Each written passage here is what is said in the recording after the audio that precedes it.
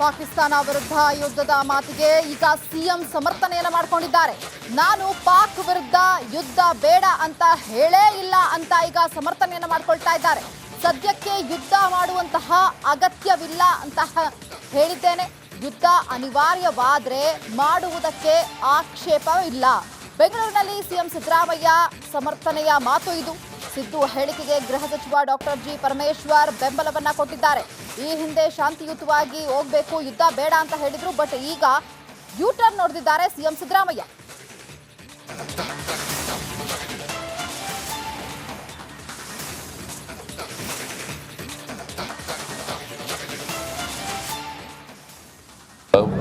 ಕೇಂದ್ರ ಸರ್ಕಾರದವರು ಭದ್ರತೆ ಕೊಡೋಕ್ಕಾಗಲಿಲ್ಲ. ಅವ್ರಿಗೆ ಜನ ನಂಬ್ಕೊತಾರೆ, ಕೊಡಲಿಲ್ವಲ್ಲ. ಈಗೇನೆಲ್ಲ ಕ್ರಮಗಳು ತಗೊಂಡ್ರು ಕೂಡ 26 ಜನ ವಾಪಸ್ ಬರ್ತಾರ. ಈಗೇನೆಲ್ಲ ಕ್ರಮಗಳು ತಗೊಂಡ್ರು ಕೂಡ 26 ಜನ ವಾಪಸ್ ಬರ್ತಾರ. ಈಗೇನೆಲ್ಲ ಕ್ರಮಗಳು ತಗೊಂಡ್ರು ಕೂಡ 26 ಜನ ವಾಪಸ್ ಬರ್ತಾರ. ಪಾಕಿಸ್ತಾನ ಮೇಲೆ ಯುದ್ಧದ ಅನಿವಾರ್ಯತೆ ಇದೆಯಾ? ಈಗ ದೇಶಕ್ಕೆ ಯುದ್ಧ ಮಾಡಬೇಕಾದಂತ ಅಗತ್ಯ ಇಲ್ಲ.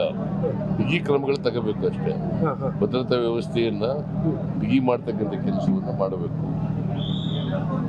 ನಾವು ವಿದ್ಯುತ್ ಪರ ಇಲ್ಲ. ನಾವು ಶಾಂತಿ ಇರಬೇಕು, ಜನರಿಗೆ ಭದ್ರತೆ ಇರಬೇಕು. ಕೇಂದ್ರ ಸರ್ಕಾರ ಭದ್ರತಾ ಕ್ರಮಗಳನ್ನು ತಗೋಬೇಕು. ಯುದ್ಧ ಬೇಡ ಅಂತ ಹೇಳಿಕೆ ಬಗ್ಗೆ ಚರ್ಚೆ ಆಗ್ತಾ ಇದೆ. ಯುದ್ಧ ಬೇಡ ಅಂತಂದು ಯುದ್ಧ ಅನಿವಾರ್ಯವಾದರೂ ಮಾಡಬೇಕು. ನೀನು ಅವನ್ನೆಲ್ಲ ಅವ್ರಿಗೂ ಬುದ್ಧಿ ಇಲ್ಲ. ಅನಿವಾರ್ಯ ಆದರೆ ಮಾತ್ರ ಮಾಡಬೇಕು. ಯುದ್ಧದಿಂದ ಪರಿಹಾರ ಆಗೋದಿಲ್ಲ. ಯುದ್ಧ ಅನಿವಾರ್ಯ ಆದರೆ ಮಾಡಬೇಕಾಗ್ತದೆ. ಗೊತ್ತಾಯ್ತಾ? ನಾನು ಯುದ್ಧ ಬೇಡಿಕೆ ಬೇಡ ಅಂತ ಹೇಳಲಿಲ್ಲ. ನಾವು ಪಾಕಿಸ್ತಾನದ ಮಾಧ್ಯಮಗಳಲ್ಲಿ ಆತರ ಬಿಂಬಿತ ತಮ್ಮನ್ನು ಕೂಡ ತಮ್ಮ ಹೇಳಿಕೆ ನೋಡಿ, ನಾನು ಪಾಕಿಸ್ತಾನದವ್ರ ಜೊತೆ ಯುದ್ಧನೇ ಮಾಡೋದೇ ಬೇಡ ಅಂತ ಹೇಳಲಿಲ್ಲ. ಏನು ಹೇಳಿದೆ ಅಂತಂದರೆ, ಯುದ್ಧ ಪರಿಹಾರ ಅಲ್ಲ. ಈಗ ಭದ್ರತೆ ಕೊಡಬೇಕಾಗಿತ್ತಲ್ವ ಅವ್ರಿಗೆ. ಅಲ್ಲಿಗೆ ಬೇಕಾದಷ್ಟು ಜನ ಪ್ರವಾಸಿಗರು ಹೋಗ್ತಾರೆ ಕಾಶ್ಮೀರಕ್ಕೆ. ಅಲ್ಲಿ ಭದ್ರತೆ ಕೊಡಬೇಕಾಗಿರೋದು ಯಾರ ಜವಾಬ್ದಾರಿ? ಕೇಂದ್ರ ಸರ್ಕಾರದ್ದಲ್ಲ. ಅದರ ವೈಫಲ್ಯ ಇದೆ ಅಂತ ಹೇಳಿದ್ದೀನಿ. 26 ಜನ ಸತ್ತೋಗಿದ್ದಾರೆ. 40 ಜನ ಸೈನಿಕರು ಸತ್ತಿದ್ರು ಅದೇ ಜಿಲ್ಲೆನಲ್ಲಿ. ಸೊ ಅದಕ್ಕೆ there is a failure of the intelligence ಅಂತ government of India. Government of ಇಂಡಿಯಾದವರು ಸೆಕ್ಯೂರಿಟಿನ ಸರಿಯಾದ ರೀತಿಯಲ್ಲಿ ಕೊಟ್ಟಿರಲಿಲ್ಲ ಅಂತ ಹೇಳಿದ್ದೀನಿ. ಯುದ್ಧ ಅನಿವಾರ್ಯ ಆದರೆ ಮಾಡಬೇಕು, ಮಾಡಲೇಬಾರದು ಅಂತೇನಿಲ್ಲ. ಆದರೆ ಈಗ ತಕ್ಷಣಕ್ಕೆ ಯುದ್ಧ ಬೇಡ ಅಂತ ಹೇಳಿದ್ದೀನಿ ನಾನು. ಅವರು ಒಂದು ರೀತಿಯಲ್ಲಿ ಶಾಂತಿಯ ದೃಷ್ಟಿಯಿಂದ ಅವರು ಭಾರತ ಯಾವತ್ತೂ ಶಾಂತಿಯನ್ನು ನಂಬ್ಕೊಂಡಿರ್ತಕ್ಕಂಥದ್ದು. ನಾವು ಏಕಾಏಕಿಯಾಗಿ ಯಾವತ್ತೂ ಕೂಡ ಯುದ್ಧ ಮಾಡೋದಕ್ಕೆ ಹೋಗಿಲ್ಲ. ಆದರೆ ನಮ್ಮನ್ನು ಕೆಣಕಿದಾಗ ನಾವು ರಿಯಾಕ್ಷನ್ ಮಾಡಿದ್ದೇವೆ. ಆದ್ದರಿಂದ ಆ ಅರ್ಥದಲ್ಲೇ ಮುಖ್ಯಮಂತ್ರಿಗಳು ಹೇಳಿದ್ದಾರೆ ವಿನಃ ಬೇರೆ ಏನು ಕೂಡ ನಮ್ಮ ವೀಕ್ನೆಸ್ ಅಂತ ಅದನ್ನು ಯಾರು ತಿಳ್ಕೊಳ್ಳೋದು ಬೇಡ. ಅವರು ಒಂದು ರೀತಿಯಲ್ಲಿ ಶಾಂತಿಯ ದೃಷ್ಟಿಯಿಂದ ಅವರು ಭಾರತ ಯಾವತ್ತೂ ಶಾಂತಿಯನ್ನು ನಂಬ್ಕೊಂಡಿರ್ತಕ್ಕಂಥದ್ದು. ನಾವು ಏಕಾಏಕಿಯಾಗಿ ಯಾವತ್ತೂ ಕೂಡ ಯುದ್ಧ ಮಾಡೋದಕ್ಕೆ ಹೋಗಿಲ್ಲ. ಆದರೆ ನಮ್ಮನ್ನು ಕೆಣಕಿದಾಗ ನಾವು ರಿಯಾಕ್ಷನ್ ಮಾಡಿದ್ದೇವೆ. ಆದ್ದರಿಂದ ಆ ಅರ್ಥದಲ್ಲೇ ಮುಖ್ಯಮಂತ್ರಿಗಳು ಹೇಳಿದ್ದಾರೆ ವಿನಃ ಬೇರೆ ಏನು ಕೂಡ ನಮ್ಮ ವೀಕ್ನೆಸ್ ಅಂತ ಅದನ್ನು ಯಾರು ತಿಳ್ಕೊಳ್ಳೋದು ಬೇಡ. ಇದರ ಬಗ್ಗೆ ಮತ್ತಷ್ಟು ಮಾಹಿತಿಯನ್ನು ಕೊಡ್ತಾರೆ ನಮ್ಮ ಪ್ರತಿನಿಧಿ ಬಸವರಾಜ್. ಲೈವಲ್ಲಿ ಕನೆಕ್ಟ್ ಆಗಿದ್ದಾರೆ. ಬಸವರಾಜ್, ಹಿಂದೆ ಕೊಟ್ಟಂತ ಹೇಳಿಕೆಗೂ ಈಗ ಯೂ ಟರ್ನ್ ನೋಡ್ತಾ ಇದ್ದಾರೆ ಸಿಎಂ ಸಿದ್ದರಾಮಯ್ಯ. ಏನ್ ಸಿಗ್ತಾ ಇದೆ ಮಾಹಿತಿ?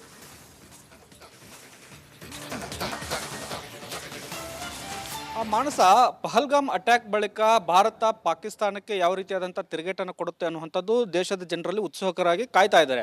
ಇಂಥ ಸಂದರ್ಭದಲ್ಲಿ ಸಿಎಂ ಸಿದ್ದರಾಮಯ್ಯ ಅವರು ಯುದ್ಧದ ಪರಿಸ್ಥಿತಿ ಸದ್ಯಕ್ಕಿಲ್ಲ, ಯುದ್ಧ ಬೇಡ ಅನ್ನೋ ರೀತಿಯಲ್ಲಿ ಮೊನ್ನೆ ಅಷ್ಟೇ ಮಾತನಾಡಿದ್ರು. ಇದು ಸಾಕಷ್ಟು ಆಕ್ರೋಶಕ್ಕೂ ಕೂಡ ಕಾರಣ ಆಗಿತ್ತು. ಯಾಕಂದರೆ AICC ಒಂದು ನಿಲುವನ್ನು ತೆಗೆದುಕೊಂಡಿರ್ತಕ್ಕಂಥದ್ದು ಪ್ರಮುಖವಾಗಿ ಕೇಂದ್ರ ಸರ್ಕಾರ ಯಾವೆಲ್ಲ ರಣತಂತ್ರಗಳನ್ನು ಯೂಸ್ ಮಾಡುತ್ತೆ ಪಾಕಿಸ್ತಾನದ ಮೇಲೆ ಅಥವಾ ಟೆರರಿಸ್ಟ್ ಮೇಲೆ, ಅದನ್ನು ಮಾಡಲಿ, ನಮ್ಮ ಸಪೋರ್ಟ್ ಇದೆ ಅನ್ನುವಂಥ ಮಾತನ್ನು ಸ್ವತಃ ಖರ್ಗೆ ಅವರು ಪುನರುಚ್ಚಾರವನ್ನು ಮಾಡ್ತಾನೆ ಇದ್ದಾರೆ. ಇದರ ಮಧ್ಯೆ ಸಿಎಂ ಸಿದ್ದರಾಮಯ್ಯ ಅವರು ಕೊಟ್ಟಂತ ಈ ಹೇಳಿಕೆ ಏನಿದೆ ಅಲ್ಲ, ಕಾಂಗ್ರೆಸ್ ಸೇರಿದಂತೆ ಸಾಕಷ್ಟು ರಾಜಕೀಯ ವಲಯದಲ್ಲಿ ಮತ್ತು ಸಾರ್ವಜನಿಕ ವಲಯದಲ್ಲಿ ಸಾಕಷ್ಟು ಆಕ್ರೋಶವನ್ನು ವ್ಯಕ್ತಪಡಿಸ್ತಾ ಇದ್ರು. ಇವತ್ತು ಅದಕ್ಕೆ ಒಂದು ಸ್ಪಷ್ಟನೆ ಕೊಡುವಂಥ ಕೆಲಸವನ್ನು ಸಿಎಂ ಸಿದ್ದರಾಮಯ್ಯ ಅವರು ಮಾಡಿರ್ತಕ್ಕಂಥದ್ದು. ಬಹಳ ಪ್ರಮುಖವಾಗಿ ಸದ್ಯ ನಾನು ಯುದ್ಧ ಬೇಡ ಅನ್ನುವಂಥ ಮಾತುಗಳನ್ನು ಹೇಳಿದ್ದ. ಯುದ್ಧ ಅನಿವಾರ್ಯ ಆದರೆ ಮಾಡಲಿ, ಆದರೆ ಅದೇ ಮೊದಲು ಪ್ರಯಾರಿಟಿ ಆಗಬಾರ್ದು. ಮೊದಲು ಈಗಾಗಿರ್ತಕ್ಕಂಥ ಇನ್ಸಿಡೆಂಟ್ಗೆ ಯಾವ ರೀತಿಯಾದಂಥ ಪ್ರತಿಕಾರಗಳನ್ನು ತೆಗೆದುಕೊಳ್ಬೇಕು ಅನ್ನುವಂಥದ್ದನ್ನು ಮೊದಲು ಕೇಂದ್ರ ಸರ್ಕಾರ ಯೋಚನೆ ಮಾಡಬೇಕು.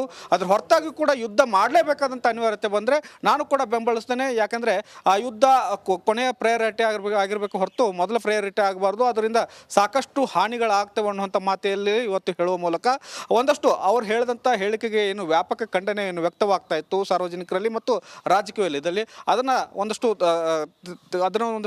ತಡೆಯುವಂಥ ಪ್ರಯತ್ನವನ್ನು ಸಿ ಎಂ ಸಿದ್ದರಾಮಯ್ಯ ಅವರು ಮಾಡಿದ್ದಾರೆ. ಒಟ್ಟಾರೆಯಾಗಿ ಸಿ ಎಂ ಸಿದ್ದರಾಮಯ್ಯ ಅವರು ಕೊಟ್ಟಂಥ ಹೇಳಿಕೆ ಕಾಂಗ್ರೆಸ್ ಪಕ್ಷಕ್ಕೂ ಕೂಡ ಮತ್ತು ಹೈಕಮಾಂಡ್ಗೂ ಕೂಡ ಒಂದಷ್ಟು ಮುಜುಗರವನ್ನು ತಂದಿತ್ತು. ಹೈಕಮಾಂಡ್ ಕೂಡ ಒಂದಷ್ಟು ಅವರಿಗೆ ತಿಳಿ ಹೇಳುವಂಥ ಮಾತುಗಳನ್ನು ಆಡಿದ್ರು.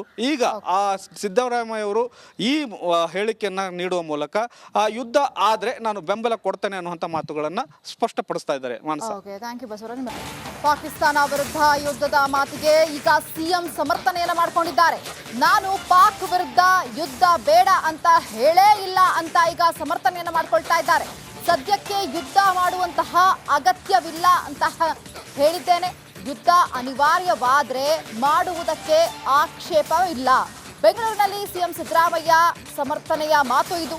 ಸಿದ್ದು ಹೇಳಿಕೆಗೆ ಗೃಹ ಸಚಿವ ಡಾಕ್ಟರ್ ಜಿ ಪರಮೇಶ್ವರ್ ಬೆಂಬಲವನ್ನ ಕೊಟ್ಟಿದ್ದಾರೆ.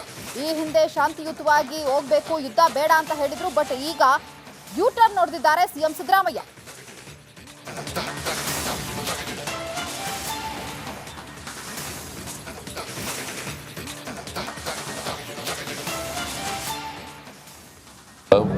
ಕೇಂದ್ರ ಸರ್ಕಾರದವರು ಭದ್ರತೆ ಕೊಡೋಕ್ಕಾಗಲಿಲ್ಲ. ಅವ್ರಿಗೆ ಜನ ನಂಬ್ಕೊತಾರೆ, ಕೊಡಲಿಲ್ವಲ್ಲ. ಈಗೇನೆಲ್ಲ ಕ್ರಮಗಳು ತಗೊಂಡ್ರು ಕೂಡ 26 ಜನ ವಾಪಸ್ ಬರ್ತಾರ. ಈಗೇನೆಲ್ಲ ಕ್ರಮಗಳು ತಗೊಂಡ್ರು ಕೂಡ 26 ಜನ ವಾಪಸ್ ಬರ್ತಾರ. ಈಗೇನೆಲ್ಲ ಕ್ರಮಗಳು ತಗೊಂಡ್ರು ಕೂಡ 26 ಜನ ವಾಪಸ್ ಬರ್ತಾರ. ಪಾಕಿಸ್ತಾನ ಮೇಲೆ ಯುದ್ಧದ ಅನಿವಾರ್ಯತೆ ಇದೆಯಾ ಈಗ ದೇಶಕ್ಕೆ? ಯುದ್ಧ ಮಾಡಬೇಕಾದಂತ ಅಗತ್ಯ ಇಲ್ಲ. ಬಿಗಿ ಕ್ರಮಗಳು ತಗೋಬೇಕಷ್ಟೇ. ಭದ್ರತಾ ವ್ಯವಸ್ಥೆಯನ್ನ ಬಿಗಿ ಮಾಡ್ತಕ್ಕಂಥ ಕೆಲಸವನ್ನ ಮಾಡಬೇಕು. ನಾವು ವಿದ್ಯುತ್ ಪರ ಇಲ್ಲ. ನಾವು ಶಾಂತಿ ಇರಬೇಕು, ಜನರಿಗೆ ಭದ್ರತೆ ಇರಬೇಕು. ಕೇಂದ್ರ ಸರ್ಕಾರ ಭದ್ರತಾ ಕ್ರಮಗಳನ್ನು ತಗೋಬೇಕು. ಯುದ್ಧ ಬೇಡ ಅಂತ ಹೇಳಿಕೆ ಬಗ್ಗೆ ಚರ್ಚೆ ಆಗ್ತಾ ಇದೆ. ಯುದ್ಧ ಬೇಡ ಅಂತಂದು ಯುದ್ಧ ಅನಿವಾರ್ಯವಾದರೂ ಮಾಡಬೇಕು. ನೀನು ಅವನ್ನೆಲ್ಲ ಅವ್ರಿಗೂ ಬುದ್ಧಿ ಇಲ್ಲ. ಅನಿವಾರ್ಯ ಆದರೆ ಮಾತ್ರ ಮಾಡಬೇಕು. ಯುದ್ಧದಿಂದ ಪರಿಹಾರ ಆಗೋದಿಲ್ಲ.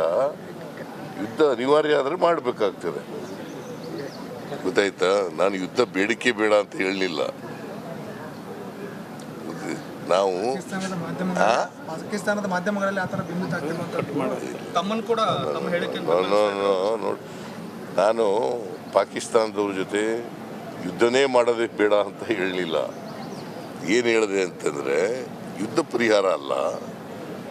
ಈಗ ಭದ್ರತೆ ಕೊಡಬೇಕಾಗಿತ್ತಲ್ವ ಅವ್ರಿಗೆ. ಅಲ್ಲಿಗೆ ಬೇಕಾದಷ್ಟು ಜನ ಪ್ರವಾಸಿಗರು ಹೋಗ್ತಾರೆ ಕಾಶ್ಮೀರಕ್ಕೆ. ಅಲ್ಲಿ ಭದ್ರತೆ ಕೊಡಬೇಕಾಗಿರೋದು ಯಾರ ಜವಾಬ್ದಾರಿ? ಕೇಂದ್ರ ಸರ್ಕಾರದ್ದಲ್ಲ. ಅದರ ವೈಫಲ್ಯ ಇದೆ ಅಂತ ಹೇಳಿದ್ದೀನಿ. 26 ಜನ ಸತ್ತೋಗಿದ್ದಾರೆ. 40 ಜನ ಸೈನಿಕರು ಸತ್ತಿದ್ರು ಅದೇ ಜಿಲ್ಲೆನಲ್ಲಿ. ಸೊ ಅದಕ್ಕೆ there is a failure of the intelligence ಅಂತ government of India. Government of ಇಂಡಿಯಾದವರು ಸೆಕ್ಯೂರಿಟಿನ ಸರಿಯಾದ ರೀತಿಯಲ್ಲಿ ಕೊಟ್ಟಿರಲಿಲ್ಲ ಅಂತ ಹೇಳಿದ್ದೀನಿ. ಯುದ್ಧ ಅನಿವಾರ್ಯ ಆದರೆ ಮಾಡಬೇಕು, ಮಾಡಲೇಬಾರದು ಅಂತೇನಿಲ್ಲ. ಆದರೆ ಈಗ ತಕ್ಷಣಕ್ಕೆ ಯುದ್ಧ ಬೇಡ ಅಂತ ಹೇಳಿದ್ದೀನಿ ನಾನು. ಅವರು ಒಂದು ರೀತಿಯಲ್ಲಿ ಶಾಂತಿಯ ದೃಷ್ಟಿಯಿಂದ ಅವರು ಭಾರತ ಯಾವತ್ತೂ ಶಾಂತಿಯನ್ನು ನಂಬ್ಕೊಂಡಿರ್ತಕ್ಕಂಥದ್ದು. ನಾವು ಏಕಾಏಕಿಯಾಗಿ ಯಾವತ್ತೂ ಕೂಡ ಯುದ್ಧ ಮಾಡೋದಕ್ಕೆ ಹೋಗಿಲ್ಲ. ಆದರೆ ನಮ್ಮನ್ನು ಕೆಣಕಿದಾಗ ನಾವು ರಿಯಾಕ್ಷನ್ ಮಾಡಿದ್ದೇವೆ. ಆದ್ದರಿಂದ ಆ ಅರ್ಥದಲ್ಲೇ ಮುಖ್ಯಮಂತ್ರಿಗಳು ಹೇಳಿದ್ದಾರೆ ವಿನಃ ಬೇರೆ ಏನು ಕೂಡ ನಮ್ಮ ವೀಕ್ನೆಸ್ ಅಂತ ಅದನ್ನು ಯಾರು ತಿಳ್ಕೊಳ್ಳೋದು ಬೇಡ. ಅವರು ಒಂದು ರೀತಿಯಲ್ಲಿ ಶಾಂತಿಯ ದೃಷ್ಟಿಯಿಂದ ಅವರು ಭಾರತ ಯಾವತ್ತೂ ಶಾಂತಿಯನ್ನು ನಂಬ್ಕೊಂಡಿರ್ತಕ್ಕಂಥದ್ದು. ನಾವು ಏಕಾಏಕಿಯಾಗಿ ಯಾವತ್ತೂ ಕೂಡ ಯುದ್ಧ ಮಾಡೋದಕ್ಕೆ ಹೋಗಿಲ್ಲ. ಆದರೆ ನಮ್ಮನ್ನು ಕೆಣಕಿದಾಗ ನಾವು ರಿಯಾಕ್ಷನ್ ಮಾಡಿದ್ದೇವೆ. ಆದ್ದರಿಂದ ಆ ಅರ್ಥದಲ್ಲೇ ಮುಖ್ಯಮಂತ್ರಿಗಳು ಹೇಳಿದ್ದಾರೆ ವಿನಃ ಬೇರೆ ಏನು ಕೂಡ ನಮ್ಮ ವೀಕ್ನೆಸ್ ಅಂತ ಅದನ್ನು ಯಾರು ತಿಳ್ಕೊಳ್ಳೋದು ಬೇಡ. ಇದರ ಬಗ್ಗೆ ಮತ್ತಷ್ಟು ಮಾಹಿತಿಯನ್ನು ಕೊಡ್ತಾರೆ ನಮ್ಮ ಪ್ರತಿನಿಧಿ ಬಸವರಾಜ್, ಲೈವಲ್ಲಿ ಕನೆಕ್ಟ್ ಆಗಿದ್ದಾರೆ. ಬಸವರಾಜ್, ಹಿಂದೆ ಕೊಟ್ಟಂತಹ ಹೇಳಿಕೆಗೂ ಈಗ ಯೂ ಟರ್ನ್ ನೋಡ್ತಾ ಇದ್ದಾರೆ ಸಿಎಂ ಸಿದ್ದರಾಮಯ್ಯ. ಏನು ಸಿಗ್ತಾ ಇದೆ ಮಾಹಿತಿ?